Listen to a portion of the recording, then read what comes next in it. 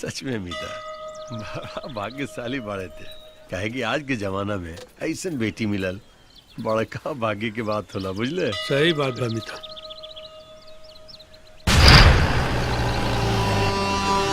ये सब देख के कुछ अपन जवानी याद आवत है।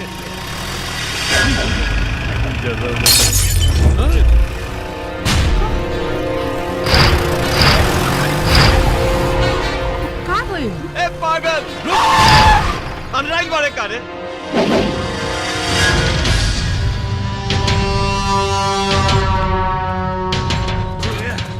देख तो बेटा। का रे बुढ़वा, का बोल हा? ए संकुआ, जबान संभाल के बात कर। अरे ना संभालब तो का उखाड़ लेबे। रे सनकुआ, तमीज नहीं के का? अरे तमीज तो हमरा में बहुत बा, कहत तोहार समीजे में।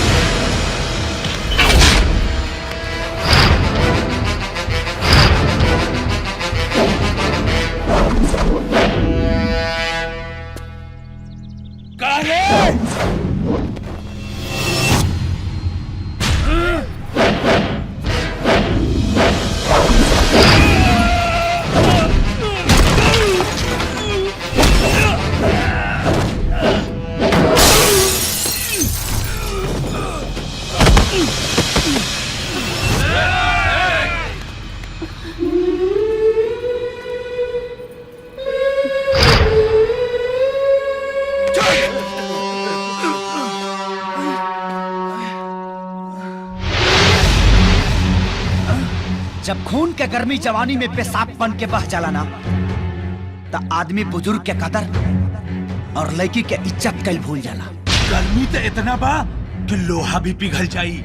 दुपट्टा खिंचला पे इतना बमकल बाड़े, अगर सरेआम इज्जत लूटब तो का करबे? उमर दही का जौन आन खाती शान और मान खाती जान ना गवा दे। अगर ते अपना बाप के असली औलाद है ना, तो काजल के छू के दिखा दे। मार एकरा के।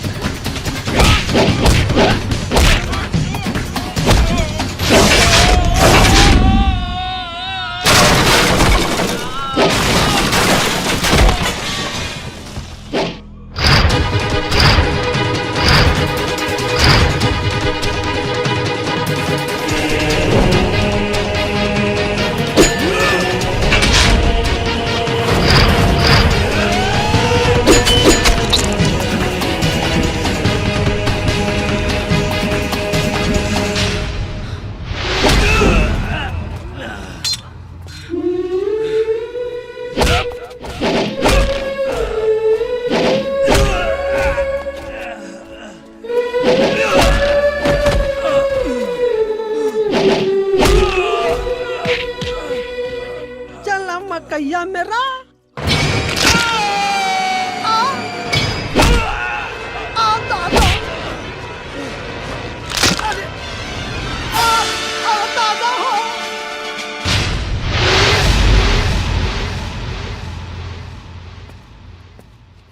अरे दादा इधर हाथ कट गइल बा।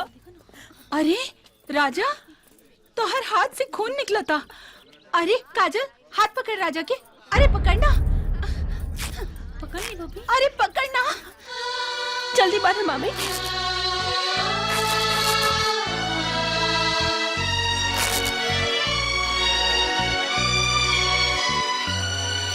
ला बेटा।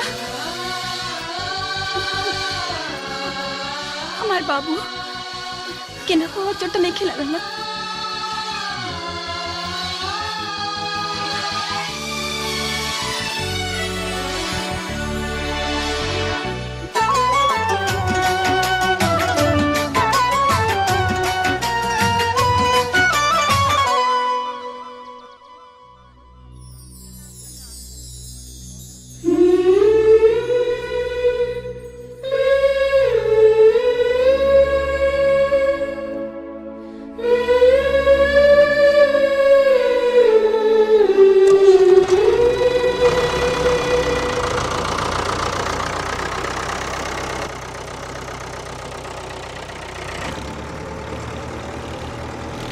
हाँ तो संकुआ के बढ़िया से कुटाई हुई रहे।